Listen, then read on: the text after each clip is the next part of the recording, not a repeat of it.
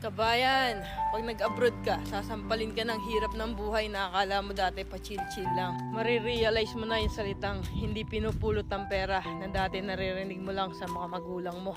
Marirealize mo na wala kang dapat pagkatiwalaan dito, kundi sarili mo. Marirealize mo na ang 5 oras na tulog ay sapat na para may paglaban ng isang araw na pagtatrabaho. At matututo kang pahalaga ng bawat sentimong sinasahod mo.